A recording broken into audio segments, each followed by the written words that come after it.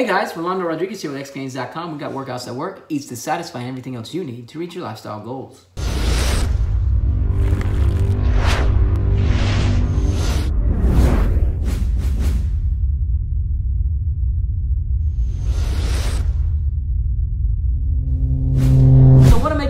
Concerning a topic I've been getting a lot of emails about, and that's how to bust through weight loss plateaus when following a ketogenic diet. Now, if you're not following a ketogenic diet, don't turn the channel yet, because the thing is what I'm about to discuss here doesn't only apply to a ketogenic diet or a diet in general where you're trying to lose weight, but also applies to gains if you're trying to get lean mass, if you're trying to progress as an individual and live a healthier, better lifestyle. What we're going to discuss here is going to promote reaching your goals when you're at a plateau. So, a lot of you may already know that when it comes to a ketogenic diet, I believe that if 80% to 90% of the world were to simply switch from the standard American or the standard westernized diet, where you're eating about 60 to 70, sometimes 80% of your total calories coming from carbs, 5 to 20% coming from fat, if you were to switch from that to a ketogenic eating approach, most people would lose weight. And you would lose that weight without really having to calorie count. Some people can,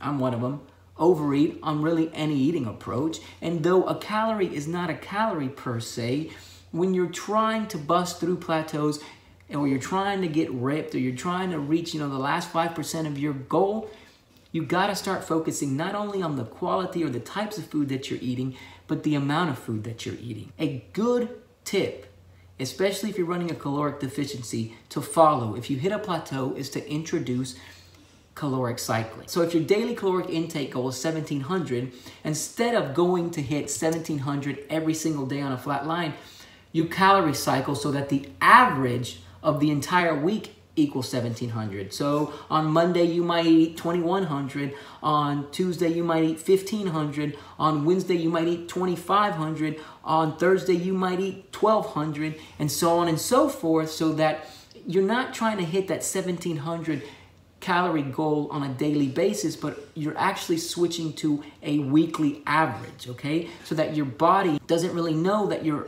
restricting the calories and will be able to jump on board that much more in terms of helping you continue to lose the weight. Because if it realizes that it's about enter famine, your body starts to hold on to the fat and does certain things in terms of reducing your overall metabolic rate so that you start to preserve the energy that you do have left. So calorie cycling is one tip. Now, it's not just about looking at the food though. You gotta look at your overall lifestyle, okay? Because your overall lifestyle will start to tailor what types of food you wanna eat and what types of food you're actually, craving.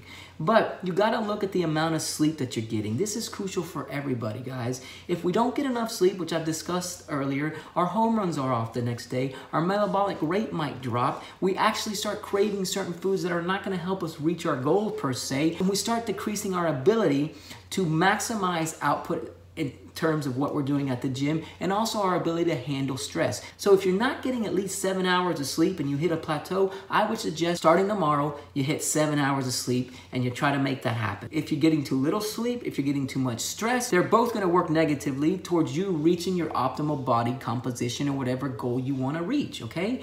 Stress can affect our sleep rate, goes both ways, but also a third element is our gut biome. If we want to lose the extra 5, 10, 15 pounds, if we want to not hit those plateaus, we got to have a healthy gut biome that's on board and is tailored toward us trying to lose weight, as opposed to making us keep more of the calories that we intake and store them as fat. The healthier gut biome you have, the easier it's going to be for you to lose those last 5 pounds, whatever the case may be, and bust through the plateau. So you gotta look into not only caloric cycling in terms of the food that you're eating, but also the quality of the food that you're eating. And you might have to introduce some probiotics and some prebiotics to help promote a healthy gut biome that is going to help you stay on track. So we discussed a number of things that will affect you either positively or negatively in terms of reaching your goal. First, we talked about the amount of food that you're intaking,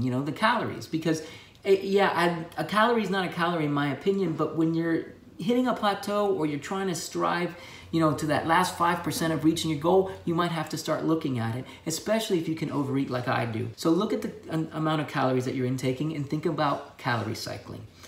Get your sleep in check, at least 7 hours a night. If you can get 8, better. And the thing is, let's try to make a routine. So we go to bed at the same time and we wake up at the same time every day. Another thing you gotta do is control your stress. Start to promote a healthy gut biome via the food that you're intaking and the quality of the food that you're intaking. Because again, a calorie is not a calorie, right? So the different types of food that we intake and the different qualities of food that we intake are going to work differently in our body and work differently in terms of promoting a healthy gut biome, which can definitely be the difference between you losing those last 5 to 10 pounds and reaching your goal. Now, just to end this video, I'd like to leave you with a little food for thought, and that's the final thing that you could do is try intermittent fasting. You guys know that I've been intermittent fasting, most of you should anyways, for almost 6 years now, and I do it on a daily basis. Nowadays, they're referring to it as time-restricted feeding, which I tend to agree with, but I eat from 3 p.m. to 9 p.m. every day, and then I fast from 9 p.m. until 3 p.m. the next day, and I train fasted every single day. Couple days out the week though, I'll fast for a full 24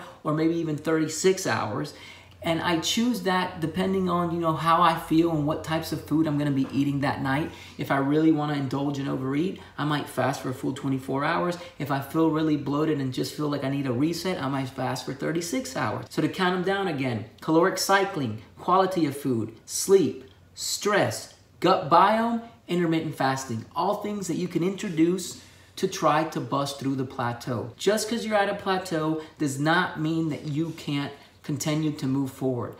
Always try out new things, because like I say, everything works until it doesn't. And when it doesn't, we gotta switch it up. That's it for now. This is Rolando Rodriguez with xgains.com. Please let me know if you got any questions or comments down below. Please like, subscribe, and share to this channel. If you haven't done so already, I greatly appreciate it. The website again is that's the symbol, not the word, gains.com. And I hope you guys have a fantastic day. Peace.